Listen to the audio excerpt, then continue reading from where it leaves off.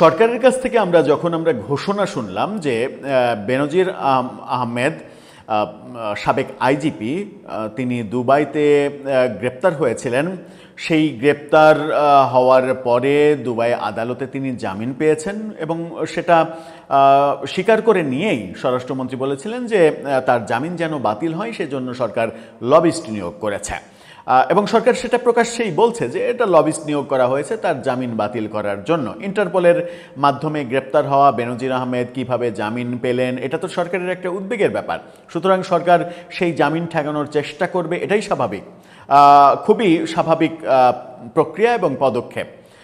সরকার এই ব্যাপারে কোনো রাগঢাক করেনি, কিন্তু শেখ হাসিনার এই 5 আগস্টে দিল্লিতে সংবাদ সম্মেলন, সেই সংবাদ সম্মেলন ঠেকানোর জন্য কি সরকার লবিস্ট নিয়োগ করেছে? সরকার কি কোটি কোটি টাকা খরচ করে সেই লবিস্টকে নিয়োগ করেছে এই কারণে যে কোনোভাবেই যেন শেখ হাসিনা সংবাদ সম্মেলনে বক্তব্য দিতে না পারেন? এই লবিস্টরা কোন পক্ষকে রাজি খুশি করানোর চেষ্টা করছে? বক্তব্যটা আমার নয়, এই অভিযোগ করেছেন শেখ হাসিনা পুত্র সজীব ওয়াজেদ জয়। তিনি বলছেন যে তার মায়ের সংবাদ সম্মেলন ঠেকানোর জন্য সরকার লবিং করছে মানেই লবিস্ট নিয়োগ করেছে, এটা ধরেই নেওয়া যায়।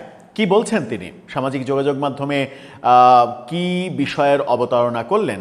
মানে তার মায়ের সংবাদ সম্মেলন যেখানে তার নিজেরও উপস্থিত থাকার কথা, তিনি কি অলরেডি ভারতে সশরীরে উপস্থিত থাকবেন সজীব ওয়াজেদ জয়? চলুন একটু তার ফেসবুক পোস্টটা বুঝে ওঠার চেষ্টা করি। সেটা সরকারকে এক ধরনের সরকারের দিকে আক্রমণাত্মক বক্তব্য কিনা, নাকি এটা স্বাভাবিক রাজনীতির ভাষা, সেই আলোচনাই করবো এই ভিডিওতে। থাকবেন পলিটিক্স টিভির নিয়মিত আয়োজনে।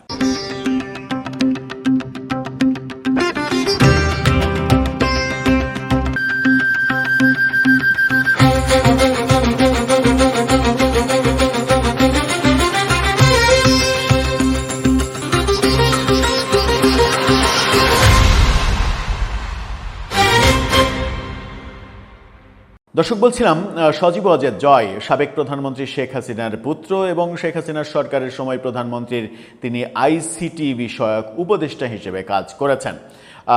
পরবর্তীতে আইসিটি নিয়ে অনেক কিছু আমরা শুনেছি, বিশেষ করে আইসিটি মন্ত্রণালয়ের দায়িত্ব দেয়া জুনায়েদ আহমেদ পলককে নিয়ে এত বেশি বিতর্ক এবং আইসিটি মন্ত্রণালয় কেন্দ্রিক জুনায়েদ আহমেদ পলকের ব্যাপক দুর্নীতির খবর আমরা শুনেছি এবং সবথেকে বেশি আসলে বাজে অবস্থা তৈরি করেছেন পলক। জুলাই আন্দোলনের মধ্যে ইন্টারনেট বন্ধ করে দেওয়ার পরে অজুহাত হিসেবে বলেছিলেন যে স্যাটেলাইটে পানি জমেছে। এই ব্যাপার বলে এক ধরনের বিতর্ক তো তৈরি করেছেন। আবার তার বিরুদ্ধে এই অভিযোগও রয়েছে যে আইসিটি মন্ত্রণালয়ের হাজার হাজার কোটি টাকা এবং আইসিটি মন্ত্রণালয়ের উদ্যোগ তরুণ প্রজন্মকে আইসিটি বিষয়ক প্রশিক্ষণ দেওয়া, এই প্রশিক্ষণগুলো তিনি ইন্টেনশনালি আওয়ামী লীগের বিরোধী পক্ষ এবং সাম্প্রদায়িক শক্তির বিশাল একটা জনগোষ্ঠীকে এই প্রশিক্ষণ দিয়েছেন, যার ফলে আমরা দেখেছি যে জুলাইয়ের সময় সাইবার যোদ্ধা হিসেবে আওয়ামী লীগের বিপক্ষ শক্তি অনেক বেশি সরগরম অবস্থায়। যাই হোক, সেটা ভিন্ন কথা। সেই মন্ত্রণালয়েরই উপদেষ্টা ছিলেন সজীব ওয়াজেদ জয়, সে কারণেই বলছে। জয় ফেসবুক পোস্ট দিয়েছেন, সেই ফেসবুক পোস্টটা তিনি জরুরি ঘোষণা এভাবে লিখেছেন। কি লিখেছেন তিনি একটু দেখে নিন। তিনি বলছেন, দাবি করছেন জননেত্রী শেখ হাসিনার প্রেস কনফারেন্সের ঘোষণায় ভীত হয়ে বাংলাদেশের বর্তমান নির্বাচিত সরকারকে তিনি তথাকথিত বলছেন। তথাকথিত সরকার জনগণের কষ্টের টাকায় পিআর ফার্ম ভাড়া করে বহির্বিশ্বের সাংবাদিকদের নানা রকমের মিথ্যা তথ্য দিচ্ছে। অর্থাৎ বাংলাদেশের টাকা লগ্নি করে, যে টাকা জনগণের টাকা, সেই টাকা দিয়ে পিআর ফার্ম তারা করেছে, অর্থাৎ লবিস্ট নিয়োগ করেছে এবং সেই লবিস্টরা নানা রকমের কর্মকাণ্ড করছে এবং নানা রকমের গণমাধ্যমে মিথ্যা তথ্য দিচ্ছে, এই অভিযোগ করছেন। তিনি বলছেন শেখ হাসিনার সংবাদ সম্মেলন হচ্ছে না, তিনি যুক্ত হবেন না। একই সাথে তারা বাংলাদেশের মিডিয়াকেও হুমকি ধামকি অব্যাহত রেখেছে, মামলা হামলার ভয়ও দেখাচ্ছে। হুমকি ধামকি কিনা জানি না, তবে আজকে তো প্রধানমন্ত্রীর তথ্য উপদেষ্টা তিনি বলেছেন যে শেখ হাসিনার বক্তব্য প্রচার করলে ব্যবস্থা গ্রহণ করা হবে। এর আগেও আমরা আওয়ামী লীগের সময় দেখেছিলাম ঠিক একইভাবে তারেক রহমানের বক্তব্য প্রচার করা যাবে না, করলে ব্যবস্থা নেওয়া হবে, এই ঘোষণা ছিল। এবং ২১শে টেলিভিশন তারেক রহমানের বক্তব্য লাইভ প্রচার করার ফলে ২১-এর চেয়ারম্যান আব্দুস সালামকে গ্রেপ্তারও করা হয়েছিল। তিনি আরও লিখছেন, আমরা দেশবাসী ও বিশ্ব মিডিয়ার সব সাংবাদিকদের জানাতে চাই, আগামীকাল ৫ আগস্ট বাংলাদেশ সময় সন্ধ্যা ৬:৩০টায়, ভারতীয় সময় সন্ধ্যা ৬টায় জননেত্রী শেখ হাসিনার স্বদেশ প্রত্যাবর্তনের ঘোষণা নিয়ে প্রেস কনফারেন্সে ভার্চুয়ালি সংযুক্ত হবেন, কথা বলবেন। অর্থাৎ সরাসরি তিনি সংযুক্ত হবেন এটা বলছেন, অডিও বার্তা শোনানো হবে না। যদিও বিভিন্ন দিক থেকে বলা হচ্ছে যে অডিও বার্তা শোনানো হবে। প্রেস কনফারেন্স যথাসময়ে শুরু হবে। বাংলাদেশ আওয়ামী লীগ সকল সামাজিক যোগাযোগ মাধ্যমে এই প্রেস কনফারেন্স লাইভ করবে। সাধারণের ষড়যন্ত্র আর অতিকথনের জবাব জননেত্রী শেখ হাসিনা নিজ মুখেই দেবেন।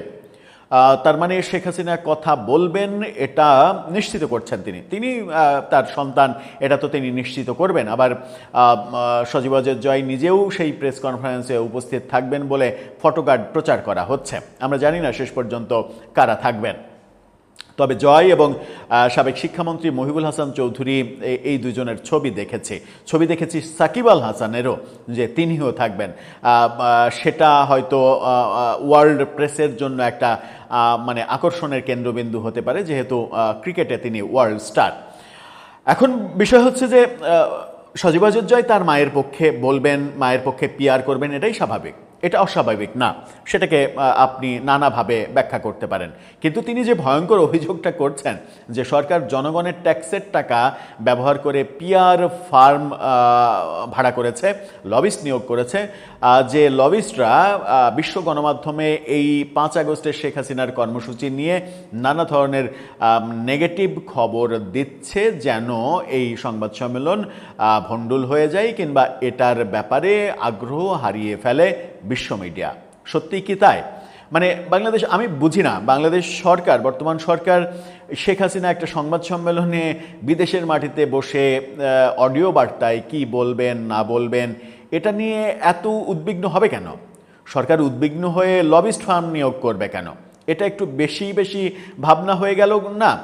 মাত্রই যে সরকার ক্ষমতায় এসেছে, এখনো ৬ মাস পূর্ণ হয়নি, সেই সরকার ২/৩ আসনের অনেক বেশি আসন তারা পেয়েছে। সেই সরকার নিজেদেরকে এতটা দুর্বল ভাববে কেন? আর শেখ হাসিনাকে যখন বাংলাদেশ সরকারই ফিরিয়ে আনতে চাইছে, তখন তিনি নিজে ফিরে আসতে চাইলে বরং তো সরকারের খুশি হওয়ার কথা। খুশির বদলে তারা উদ্বিগ্ন হবে কেন?